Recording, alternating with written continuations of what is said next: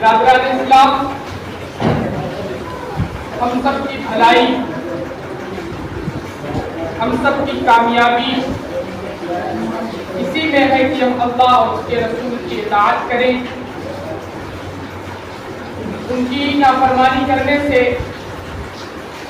اپنے آپ کو محفوظ رکھیں۔ قرآن اور احادیث نبویہ میں جو تعلیمات ہیں ان کی ہم پیروی کریں اور ان کی خلاف ورزی سے اپنے آپ کو محفوظ رکھیں۔ جیسا کہ اللہ رب العالمین کا فرمان ہے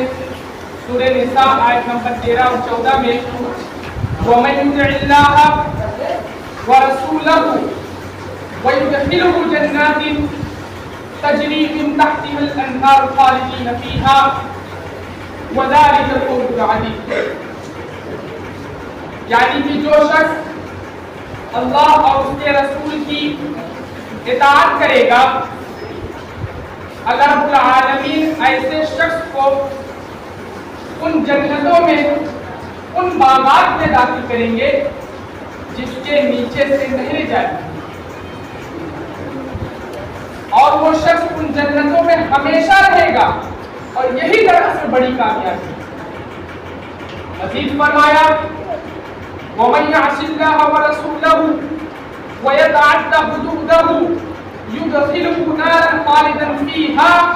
وَلَهُ عَذَابٌ مُهِينٌ۔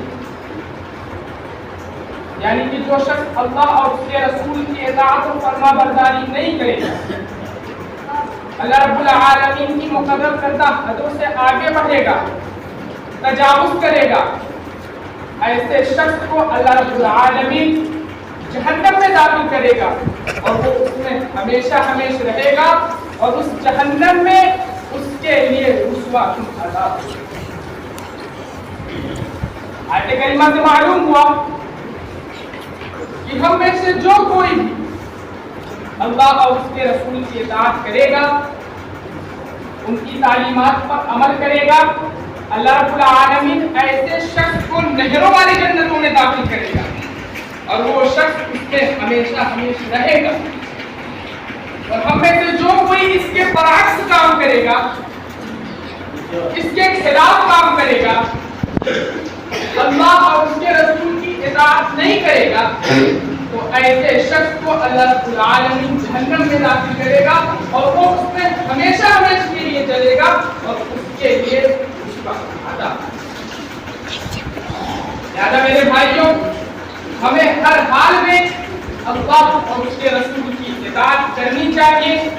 اور ان کی نافرمانی کرنے سے اپنے آپ کو ہر حال میں بچانا۔ لیکن اب یہاں سوال یہ پیدا ہوتا ہے کہ ہم اللہ اور اس کے رسول کی اطاعت کیسے کریں گے؟ ہم اللہ اور اس کے رسول کی اطاعت کیسے کر سکتے ہیں؟ تو اللہ رب العالمین کی اطاعت قرآن کریم کو پڑھنے پڑھانے، سیکھنے سکھانے، اس پر غور و فکر کرنے، اس کو اپنا دستور حیات بنانے سے اللہ رب العالمین کی اطاعت ہے۔ اور آپ صلی اللہ علیہ وسلم کی اطاعت کیسے ہوگی؟ آپ صلی اللہ علیہ وسلم کی اطاعت کس طرح سے ہوگی کہ آپ کی احادیث مبارکہ کا مطالعہ کیا جائے، اس کو پڑھا جائے اور اس پر عمل کیا جائے۔ عقائد ہوئی عبادات، معاملات ہوئی اخلاق و کردار، ہر میدان میں ہمیں آخری نبی جناب محمد رسول اللہ صلی اللہ علیہ وسلم کی اتباع کرنی، آپ کی سیرت طیبہ کو پڑھنا چاہیے، اور آپ کی سیرت طیبہ کو اپنی زندگی میں عملی طور پر ڈھالنے کی کوشش کریں۔ برادران اسلام، ہم میں سے ہر ایک کو یہ بات اچھی طرح سے معلوم ہے کہ آپ صلی اللہ علیہ وسلم کی اطاعت کرنے میں بھی دراصل اللہ رب العالمین کی اطاعت، کیونکہ اللہ رب العالمین ہی نے آپ صلی اللہ علیہ وسلم کو ہماری طرف نبی اور رسول بنا دیا۔ لیکن ہم اس سلسلے میں کس کو اپنا معیار تصور کریں، اس سلسلے میں ہم کس کو اپنا آئیڈیل مانیں؟ رب العالمین نے ہمیں یہ بات ہی بتلا دی کہ ہم اللہ اور اس کے رسول کی اطاعت کرنے میں کس کو اپنا معیار تصور کریں، کس کو اپنا آئیڈیل مانیں، اور وہ ہے صحابہ کرام رضوان اللہ علیہم، جو رسول اکرم صلی اللہ علیہ وسلم کو سن کر، جو رسول اکرم صلی اللہ علیہ وسلم کو دیکھ کر آپ پر ایمان لائے، جن کو اللہ رب العالمین نے جنت کی بشارت دنیا میں ہی دے دی، جن سے اللہ رب العالمین دنیا میں ہی راضی ہو گیا تھا، وہ صحابہ کرام جن کو اللہ رب العالمین نے اپنے آخری نبی جناب محمد رسول اللہ صلی اللہ علیہ وسلم کے ساتھ کے لیے منتخب کر، ہمیں انہی صحابہ کرام رضوان اللہ علیہم اجمعین کو اپنا معیار تصور کرنا چاہیے، اپنا آئیڈیل ماننا چاہیے کہ جس طرح سے صحابہ کرام اللہ اور اس کے رسول کی اطاعت کرتے تھے، جس طرح سے صحابہ کرام اللہ اور اس کے رسول کی تعلیمات پر عمل کرتے تھے، اسی طرح سے ہمیں بھی اللہ اور اس کے رسول کی تعلیمات پر عمل کرنا چاہیے، کیونکہ اللہ رب العالمین قرآن کریم میں فرماتا ہے سورہ بقرہ آیت نمبر 137 میں وَإِنْ آمَنُوا بِمِثْلِ مَا آمَنْتُمْ بِهِ فَقَدِ اهْتَدَوْا وَإِنْ تَوَلَّوْا فَإِنَّمَا هُمْ فِي شِقَاقٍ۔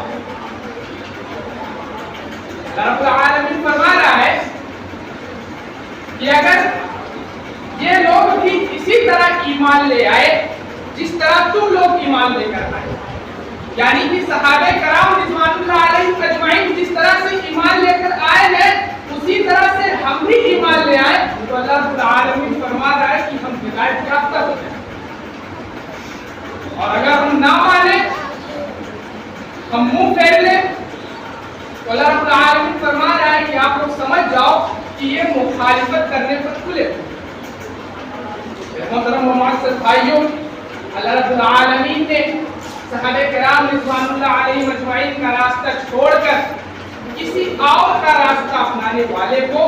جہنم کی وعید سنائی، جیسا کہ فرمان ہے سورہ نساء آیت نمبر 115 میں اللہ رب العالمین فرماتا ہے کہ جس کے پاس، یعنی اگر جس کو سیدھا راستہ معلوم ہو جائے، آیت کا ترجمہ میں آپ حضرات کے سامنے بیان کر رہا ہوں کہ اگر تمہیں سیدھا راستہ معلوم ہونے کے بعد بھی تم آپ صلی اللہ علیہ وسلم کی یعنی کہ پیغمبر کی مخالفت کرو گے اور مومنوں کے راستے کو چھوڑ کر کسی دوسرے کے راستے پر چلو گے، اللہ رب العالمین فرما رہا ہے کہ ہم تمہیں اسی راستے پر چلیں گے، ہم تمہیں اس راستے سے دور نہیں کریں گے، اور قیامت کے دن تمہیں جہنم میں داخل کریں گے جو بہت بری جگہ۔ محترم و معزز بھائیوں، آیت کریمہ میں مومنوں کے راستے سے مراد صحابہ کرام رضوان اللہ علیہم اجمعین کا راستہ ہے، کیونکہ نزول قرآن کے وقت صحابہ کرام ہی مومن تھے، ان کے علاوہ کوئی دوسرا مومن نہیں، لہذا ان ساری باتوں کا خلاصہ یہی نکلتا ہے کہ ہمیں اپنی عملی زندگی میں اپنے سامنے قرآن حدیث کو ہی رکھنا چاہیے، اور اس سلسلے میں صحابہ کرام رضوان اللہ علیہم اجمعین کے طرز عمل کو اپنانا چاہیے کہ وہ کس طرح سے قرآن و حدیث کی تعلیمات کو عمل کریں۔ میرے بھائیوں،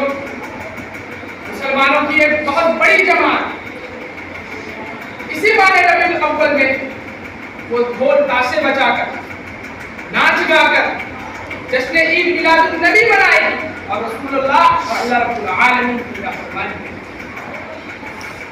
میرے محترم و معزز بھائیوں، اس قدر وہ نشے میں دھت ہو جائیں گے کہ ان کو اس کی خبر نہیں ہوگی کہ وہ دین کا کام کر رہے ہیں کہ دین میں نیا کام کیا ہے۔ حالانکہ جشن عید میلاد النبی منانا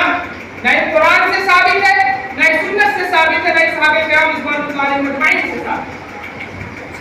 جشن عید میلاد النبی نہ خلافت ابوبکر میں منایا گیا، نہ خلافت عمر میں منایا گیا، نہ خلافت عثمان میں نئے خلافت علی میں منائی۔ آخر آج کل کا مسلمان اس بدعت کو کیوں انجام دے؟ یہ تو 4ویں صدی میں ایجاد کی گئی چیز ہے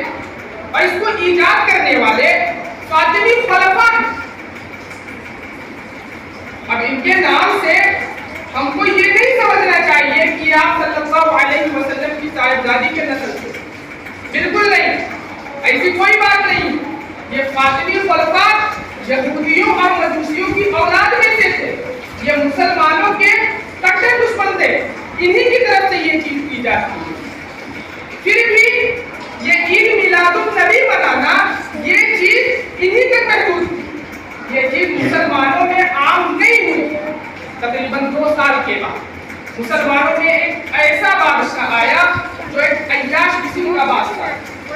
جو ایک بد اخلاق بادشاہ تھا۔ اس نے یہ چیز مسلمانوں میں بھی عام کر دی اور آج تک جشن عید میلاد النبی منانا یہ چیز چلتی آ رہی ہے۔ آج تک مسلمان اسلام اس چیز کو منع، جبکہ ایسے لوگوں کو، دین میں بدعت انجام دینے والوں کو، دین میں نیا کام ایجاد کرنے والوں کو حدیث کی روشنی میں شیطان کہا گیا ہے، مردود کہا گیا۔ اور آپ صلی اللہ علیہ وسلم کی حدیث سے یہ بات ثابت ہوتی ہے کہ آپ صلی اللہ علیہ وسلم نے ہمیں دین میں نیا کام ایجاد کرنے سے منع کیا۔ جیسا کہ سنن ابی داؤد کی حدیث ہے، آپ صلی اللہ علیہ وسلم فرماتے ہیں کہ تم دین اسلام میں نیا کام ایجاد کرنے سے اپنے آپ کو بچاؤ، کیونکہ دین میں ہر نیا کام ایجاد کرنا بدعت ہے اور ہر بدعت گمراہی ہے اور ہر گمراہی ان کو جہنم کی طرف لے جاتا ہے۔ محترم و معزز بھائیوں، آخر میں یہی بات کہنا چاہتا ہوں کہ دین اسلام ایک مکمل دین ہے، ہمارا دین مکمل ہو چکا ہے، جیسا کہ اللہ رب العالمین فرماتا ہے سورہ رعد آیت نمبر 3 میں، اليوم اکملت لکم دینکم واتممت علیکم نعمتی ورضیت لکم الاسلام دینا۔ آج کے دن میں نے تمہارے دین کو تمہارے لیے مکمل کر دیا ہے اور اپنی تمام نعمتیں تم پر پوری کر دی ہے اور دین اسلام کو تمہارے لیے پسند کر دیا۔ معلوم ہوا کہ دین اسلام ایک مکمل دین ہے، اس میں اب کسی بھی قسم کی کمی اور زیادتی نہیں ہو سکتی، اور یہ دین اللہ رب العالمین کے نزدیک سب سے پسندیدہ دین ہے۔ اسی طرح سے ہمارے آخری نبی جناب محمد رسول اللہ صلی اللہ علیہ وسلم نے ہر قسم کے خیر اور شر سے ہمیں آگاہ کر دیا ہے۔ کوئی بھی ایسی بات آپ نے باقی نہیں چھوڑی ہے کہ آپ صلی اللہ علیہ وسلم نے ہمیں نہ بتایا ہو۔ اسی لیے ہم میں سے کسی کو بھی اس پر کوئی حق نہیں ہے کہ وہ دین میں کوئی نیا کام ایجاد کرے، دین میں غیروں کا کام شامل کرے۔ اگر وہ پھر بھی باز نہیں آتا، صحابہ کرام کے طریقے پر عمل نہیں کرتا، اللہ رب العالمین کے مقرر کردہ حدوں سے آگے بڑھتا ہے، وہ یہ جان لے کہ وہ جہنمی ہے۔ اللہ رب العالمین نے ایسے لوگوں کو جہنم کی معیشت